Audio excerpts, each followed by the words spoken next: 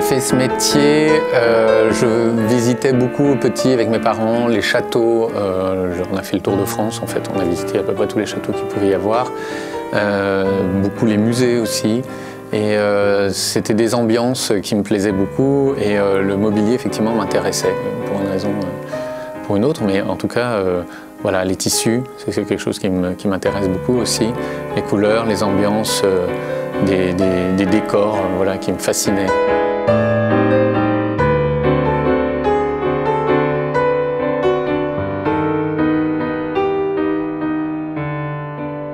Quand j'ai fait mon école, j'ai fait 3 ans de CAP, 2 ans de Bac Pro.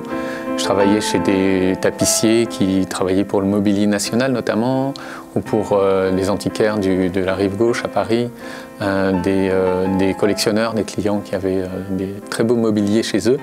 Et voilà. Et tout ça, toutes ces années de formation m'ont beaucoup intéressé et m'ont formé à faire des belles choses et à forger mon goût en fait.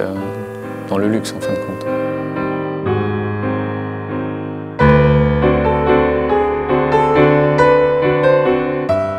La plupart de nos clients ont du mobilier de famille par exemple, qui transmettent de génération en génération, qu'il faut entretenir. Du mobilier ancien, c'est comme une maison en fin de compte, si on n'intervient pas sur les fondements, on ne peut pas le garder et le transmettre.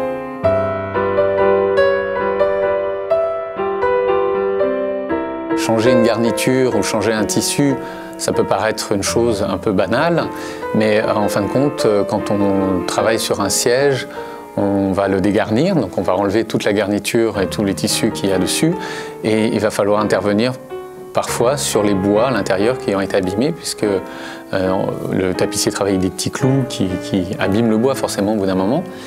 Donc on va restaurer le bois chez l'ébéniste. Ensuite, nous, on va intervenir pour regarnir le siège qui va être garni pour lui 30-50 ans. Et il y a une transmission comme ça. C'est un métier qui est un métier durable en fin de compte. On est dans le développement durable avant de le savoir en fait.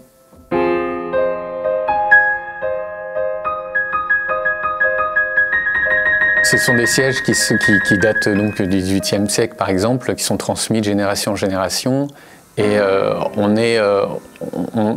ces sièges nous appartiennent à un moment de notre vie, mais on est là dans leur vie à eux, on est juste un passage en fait. Et un siège qui a déjà 200 ans, s'il est bien entretenu, il pourra encore durer 200 ans. Il y aura plusieurs générations à qui ils auront appartenu et c'est bien de pouvoir voilà, l'entretenir et de le restaurer. Très important.